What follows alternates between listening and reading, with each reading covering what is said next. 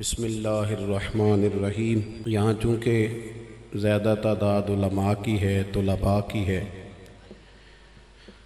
کتابوں سے تقریروں سے وابستہ لوگوں کی ہے، تو میں نے تو عرض کیا تھا کہ بزرگوں کی باتیں ہونی چاہیے، لیکن میرا اعلان ہو گیا تو دو ایک گزارشات اپنے جذبات کے اظہار کے طور پہ کرتا ہوں۔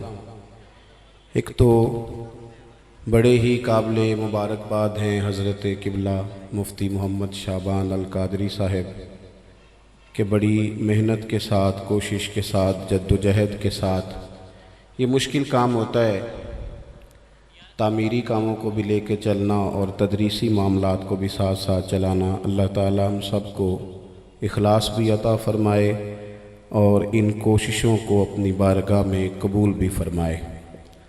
دوسری گزارش عوام سے ہے کہ مدارس دینیہ ایک زمانے سے خدمات سر انجام دے رہے ہیں، طویل خدمات ہیں مدارس کی۔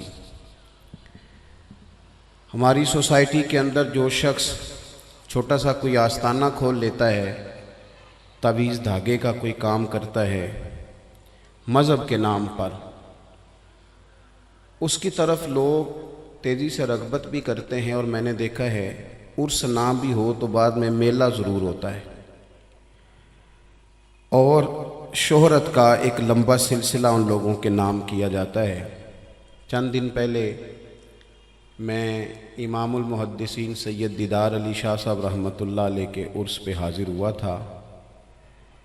ایسے لوگ جن سے فیض پانے والا ایک زمانہ ہے، لیکن ہم اپنے ان بزرگوں کا نام پورے طور پر اپنے بچوں کو یاد بھی نہیں کرا سکے۔ تھوڑی سی پذیرائی اب ہمیں علم کی بھی کرنی چاہیے، مدارس کی بھی کرنی چاہیے۔ واعظ و خطابت اور خانقاہی نظام اور کیمروں کے اندر جو لوگ موجود ہیں، صرف ان سے ہی دلچسپیاں نہیں ہونی چاہیے۔ اگر ان کے پیچھے بیٹھنے والے مدرسین سے بھی تھوڑی شناسائی حاصل کی جائے گی تو اس سے فروغ علم میں فائدہ بھی ہوگا، اور ہمیں خود بھی محسوس ہوگا کہ ہم تھوڑا سا علم کے ساتھ جڑ گئے۔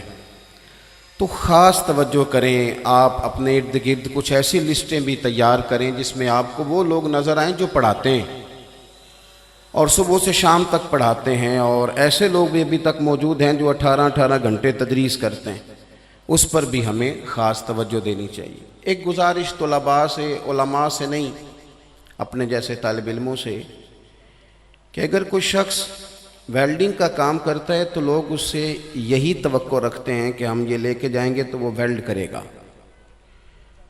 اس کے پاس کوئی شخص بھی کپڑا سلوانے نہیں جاتا، چونکہ اس نے جو بورڈ لگایا ہے وہ اس نے ویلڈنگ کا لگایا ہے۔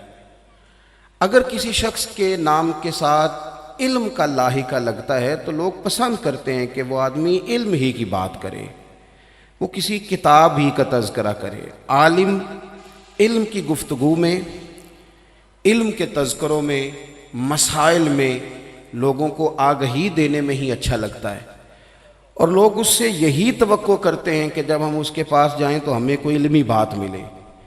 اگر کوئی شخص بڑے زور کے ساتھ اپنے آپ کو منوانا چاہے کہ میں پڑھا لکھا ہوں، تو اسے وہ اپنی تقریر سے ثابت نہیں کرنا پڑتا، بلکہ اس کی بات بتا دیتی ہے کہ بندہ قابل ہے۔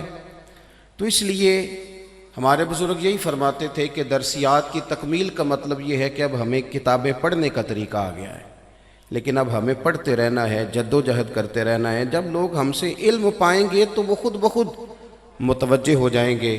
اللہ تبارک و تعالی ہمیں سمجھ نصیب فرمائے، اور اس ادارے کو اللہ تعالی ہمیشہ شاد و آباد فرمائے، اور یہاں سے علم کا فیض اور نور ہمیشہ تقسیم ہوتا رہے۔ آخر دعوانا